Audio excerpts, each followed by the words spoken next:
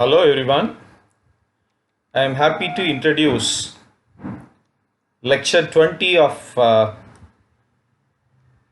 my control systems lecture series. So this presentation is with the title Design of Compensators Part 1. Before starting the presentation, I would like to thank the learning community for their views and subscription of my earlier videos. So I am really grateful to the learning community for extending the support in terms of views and subscriptions. I am sure that you will extend still greater support for my forthcoming videos also. So I'll move on to the presentation now.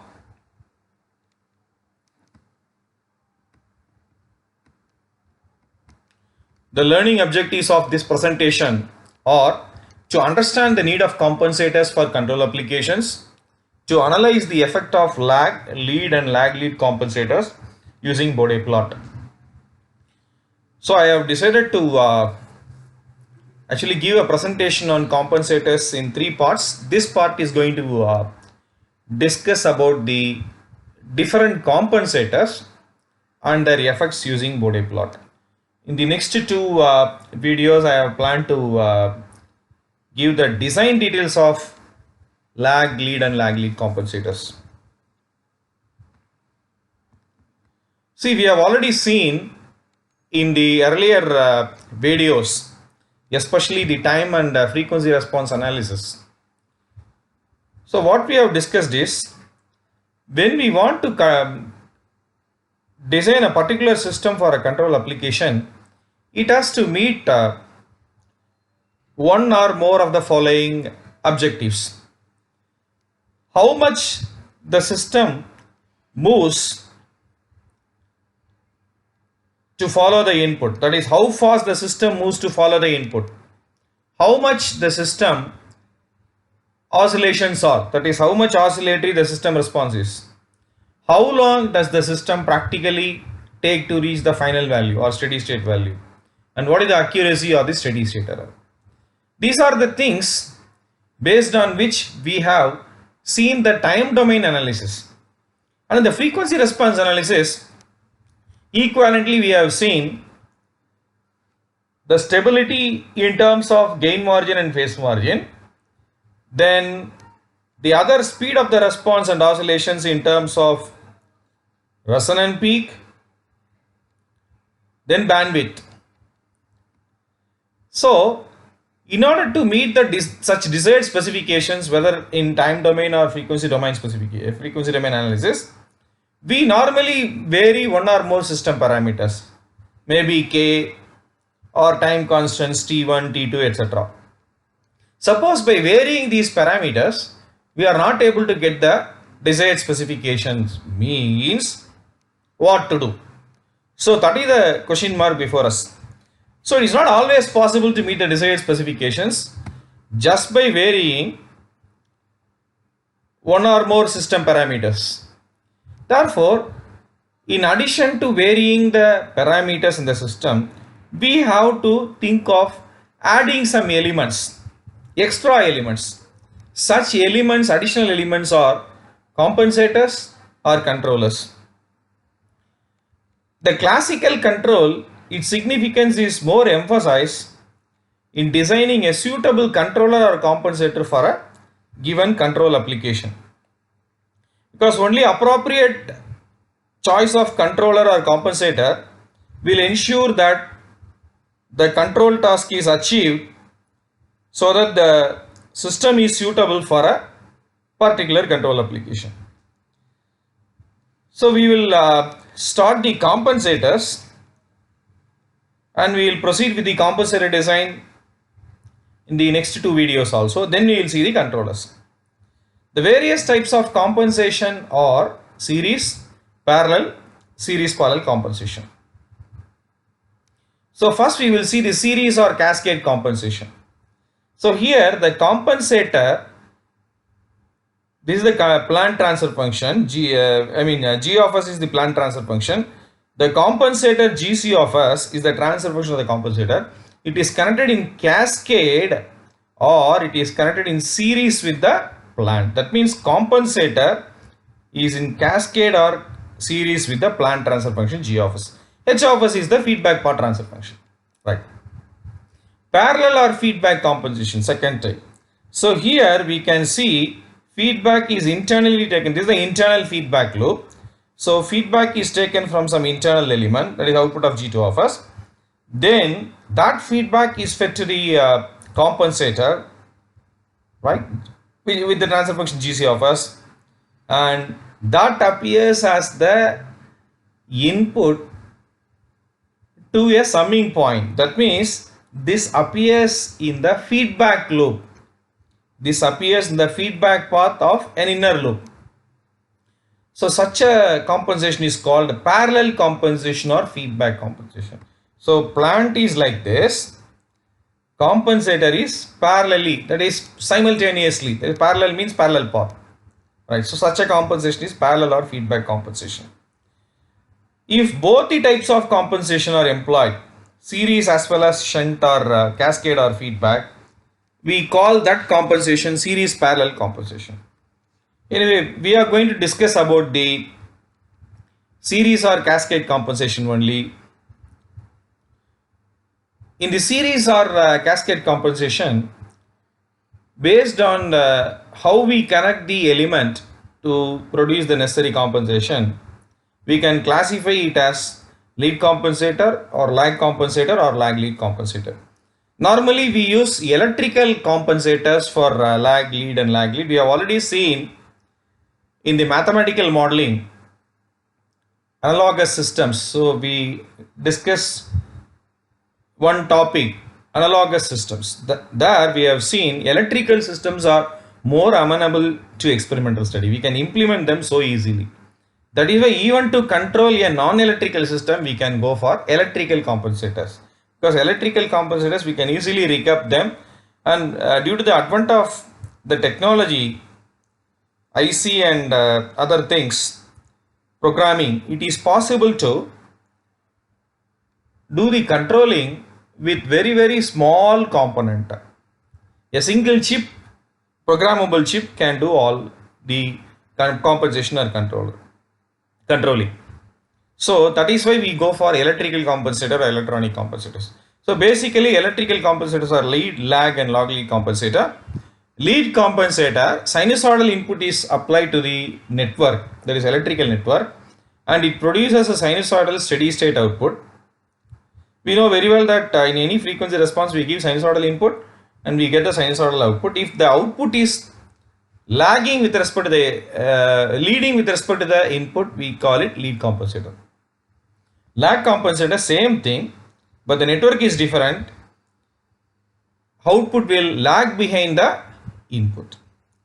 In the lag lead compensator, again the approach is same like lead and lag compensators, but because of the network configuration, when you apply sinusoidal input, it produces sinusoidal output which has got phase lag as well as phase lead with respect to the input. That means you have lead as well as lag. Phase lag normally occurs in low frequency region and phase lead occurs in the high frequency region. First we will discuss about the lead compensator. A basic lead compensator circuit is this. This is the basic lead compensator circuit. That is R1 and C, they are connected across. R2 here. Across R2 we take output, and this is fed to an amplifier. That amplifier has got the gain 1 by alpha, and here the final output E0 of the compensator is available. The compensator transfer function is given by S plus 1 by tau by S plus 1 by alpha tau. We know very well that this is minus 1 by tau, which is represented as 0, minus 1 by alpha tau, which is represented as pole.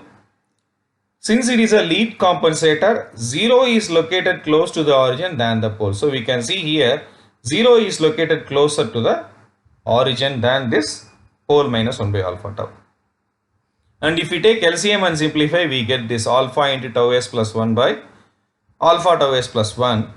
Here alpha will be less than 1, much less than 1. When we want to implement this particular transfer function using this lead network, this is called the lead network before the amplifier what is available. What we get is alpha into tau s plus 1 by alpha tau s plus 1. Normally lead means output has to lead the input in terms of phase. Similarly, with respect to the gain also, we should see some sort of lead.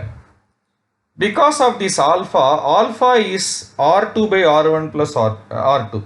Since R1 plus R2 is definitely greater than R2, this alpha is less than 1.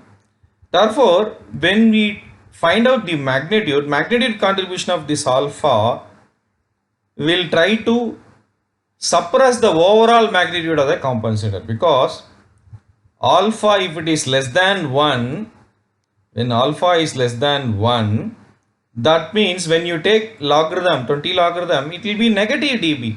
Therefore, it will pull down the lead in terms of gain. Therefore, in order to suppress that, we put an amplifier with the gain 1 by alpha.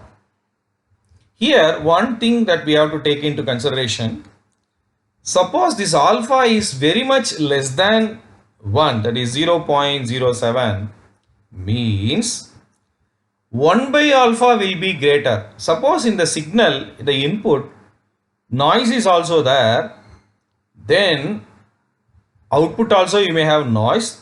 Therefore, 1 by alpha means it will amplify the noise also.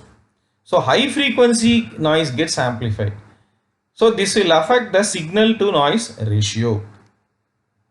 Therefore, in order to ensure that the signal to noise ratio is not affected, we should not take alpha much less than 0.07. If alpha is below 0.07 means, don't use one compensator, use two compensators. That's the thing. Right. Anyway, when we derive the transfer function of lead compensator, we get this. Then after multiplying by 1 by alpha, we get this. Right. Here, if we see, this tau is equal to R1 into C. This alpha is R2 by R1 plus R2. So this is the time constant R1C. If I want to find out the phase angle at which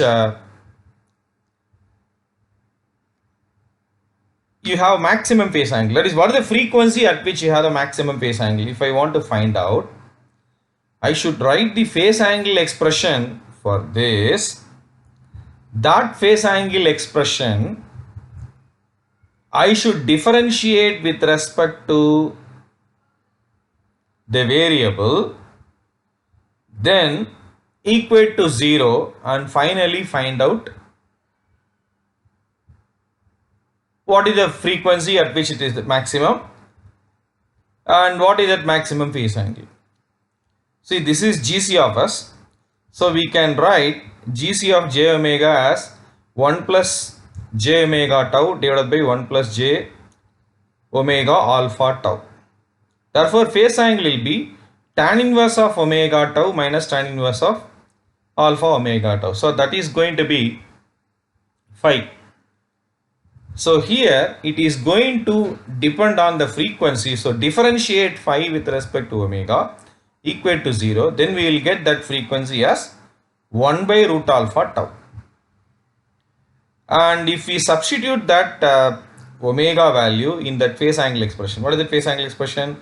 Tan inverse of omega tau minus tan inverse of alpha omega tau. In that we have already seen how to find out phase angle, all that in the Bode plot presentations. Then we will get this relation alpha equal to 1 minus sin phi m by 1 plus sin phi m, where phi m is the maximum phase angle. So this relation and this relation, they are very, very important for designing the lead compensator. Suppose for a particular value of phi m, we get this alpha less than 0.07, then only whatever I earlier said, it will affect the signal to noise ratio because noise gets amplified by 1 by alpha. In that case, for example, I have one phase angle, right? That phase angle you divide into 2. For example, 45 degree, I don't know what value I get for alpha for 45 degree. For example, let us say I get for 45 degree some value that can be split up into 22.5, 22.5, something like that. So that is what 2 or more compensators contained in cascade. We can understand all this when we go for the design. These are only basics.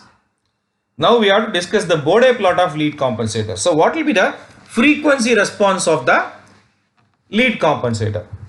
So just now we have seen the lead compensator has got the numerator expression 1 plus s tau, denominator 1 plus s alpha tau. Therefore, the corner frequencies are 1 by tau here, 1 by alpha tau. So this 1 by tau is one corner frequency. That is in this 0 without minus sign, if you take 1 by tau, that is one corner frequency. In this pole without minus sign, 1 by alpha if you take, 1 by alpha tau if you take, that is the another corner frequency. We know very well that this 1 by tau, 1 by alpha tau, this 1 by tau is lesser than this 1 by alpha tau. Why? Because alpha is anyway less than 1. Since alpha is less than 1, this will be alpha tau will be less than tau. That is why 1 by alpha tau is greater than 1 by tau. That means the lower corner frequency 1 by tau, upper corner frequency 1 by alpha tau. So here lower corner frequency 1 by tau means you will have a lead effect here. Lead effect means it is 1 plus ST factor, that Bode plot. That means up to the corner frequency 0 dB line, thereafter straight line with a slope of plus 20 dB per decade. What about this? Up to the corner frequency 1 by alpha tau 0 dB line, thereafter it is a straight line with a slope of minus 20. Therefore, after 1 by alpha tau, the resultant slope will be 0. That we will see. So, up to 1 by tau, it is actually 0 dB line. Why 0 dB line? Because there is no K factor here. So, it is 1. So, 20 log 1 is 0. So, up to 1 by tau, it is 0 dB line because 1 plus s tau means corner frequency 1 by tau. Up to 1 by tau, 0 dB. Then, it is a straight line with a slope of 20 dB per decade. Till what? Till the next frequency. When the next frequency comes, where the next frequency comes? Next frequency comes at 1 by alpha tau, that is here, 1 by alpha tau. So at 1 by alpha tau, that will provide a lag. So it is plus 20 dB per decade, that will provide a lag minus 20 dB per decade because it is a non-zero pole. So 20 minus 20 is 0. So that is like this. So it is just like climbing up on a ladder or steps, then reaching a platform and being at the same level. So lead, then maintain that level. Further, you don't lead. That is the idea. Right. Here, here only we should see when alpha is much less, then it will be amplified 1 by alpha. That is why we said alpha should not be much less than 0.07. Right. So here we should also concentrate the phase angle. So phase angle expression we have already seen, tan inverse of tau minus tan inverse of alpha omega tau, tan inverse of tau minus alpha tan inverse of alpha omega tau. So if you find out the phase angle will initially increase, then it will decrease, right? So initially it will increase. Why? Because of this term, that is the 0 factor. Thereafter, because the pole factor, that also gives the phase angle. So when omega equal to infinity, both will be 90, so it will be 0 degree. Anyway, we cannot go up to infinity because of the logarithm. Logarithm doesn't allow to go up to infinity. However, we know that it is decreasing. So it is like a bell-shaped resonant curve. Now, where the maximum phase lag occurs, that we have already said how to derive the expression 1 by tau root alpha tau, that is the maximum phase lag. So something around 55 or 60 degree we may get, right? At this omega m, what is the gain if I want to calculate? See, from 1 by tau to 1 by alpha tau, the only factor that is contributing to the magnitude is this 1 plus s tau factor.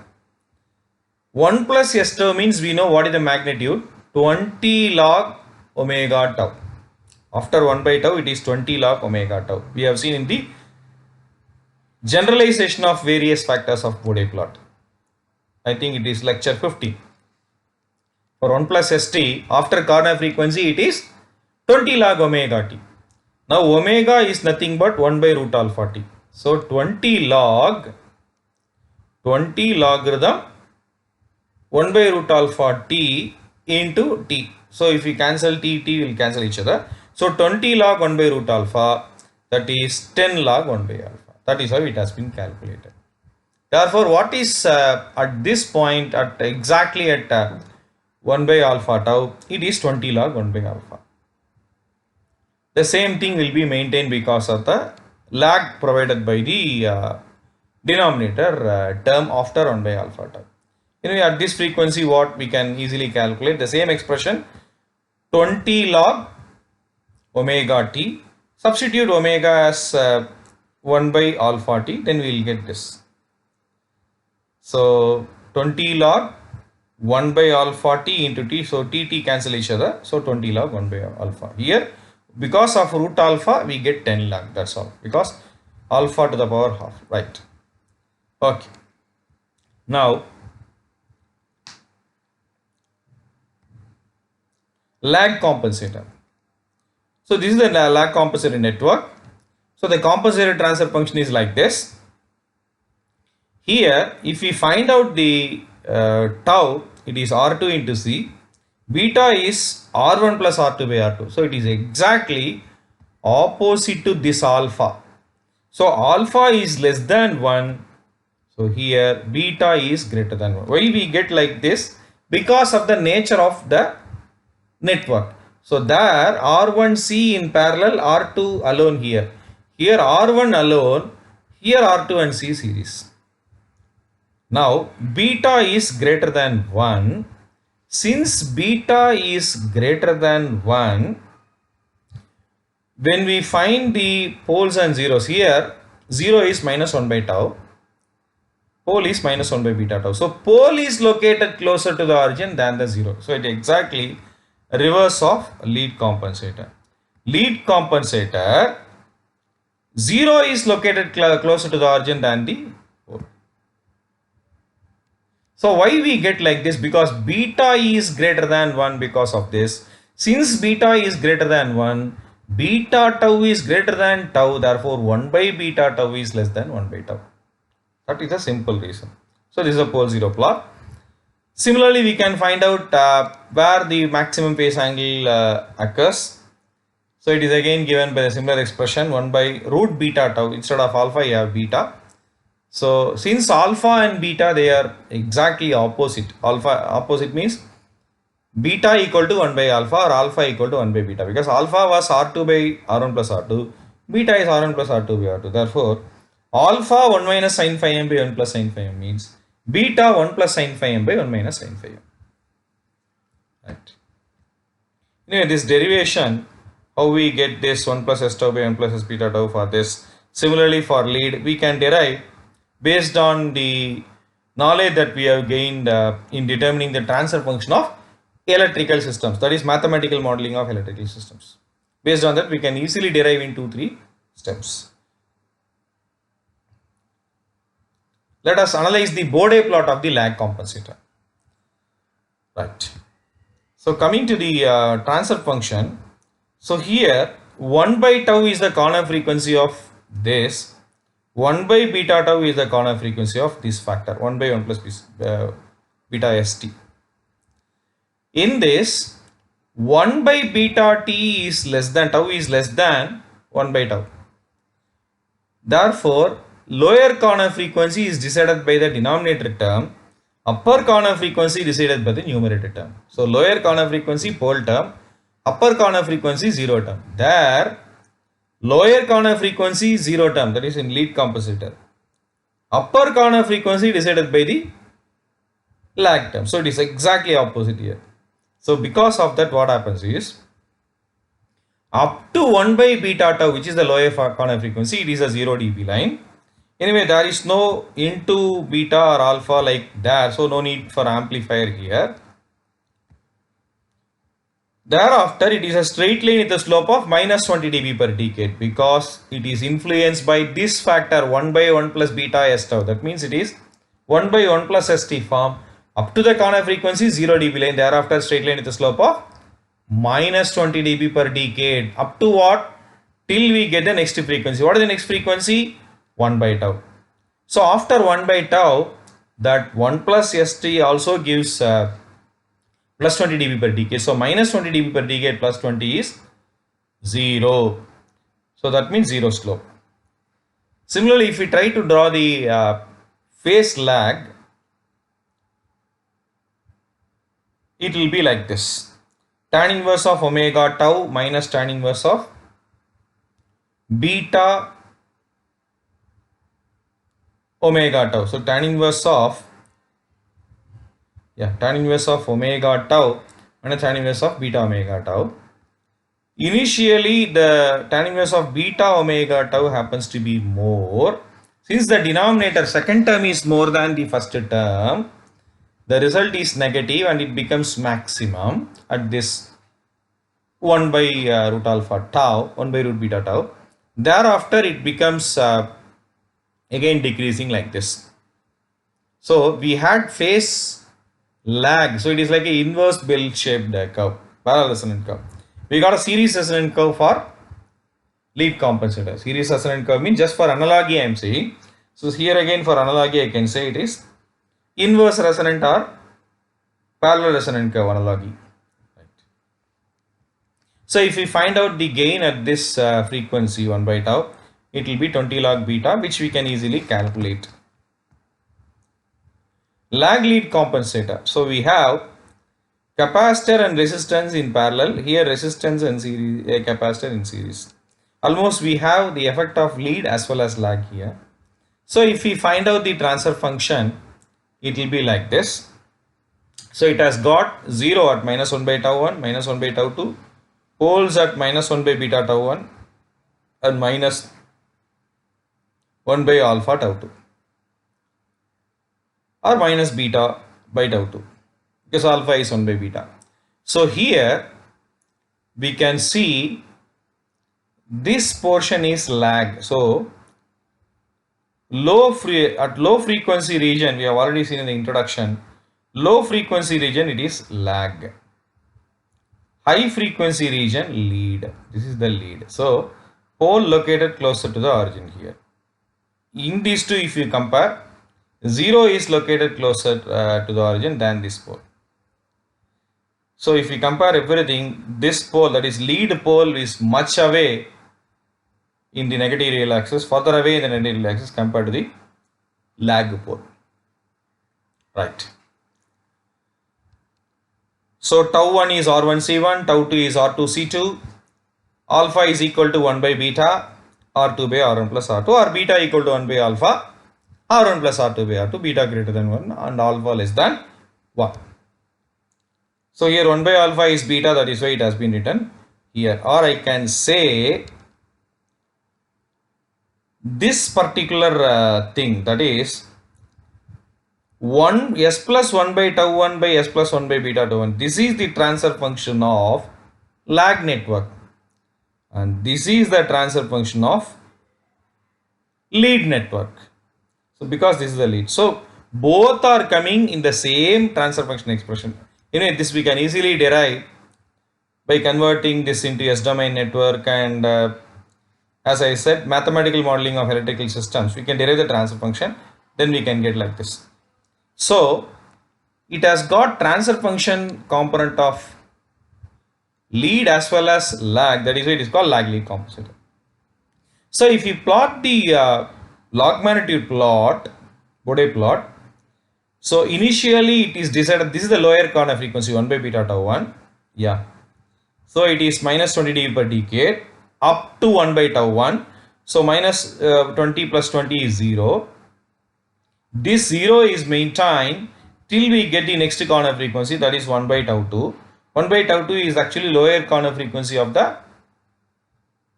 lead compensator. Thereafter, that provides plus 20 dB per decade. So 20 dB per decade. Then you get this beta by tau 2 or 1 by alpha tau 2.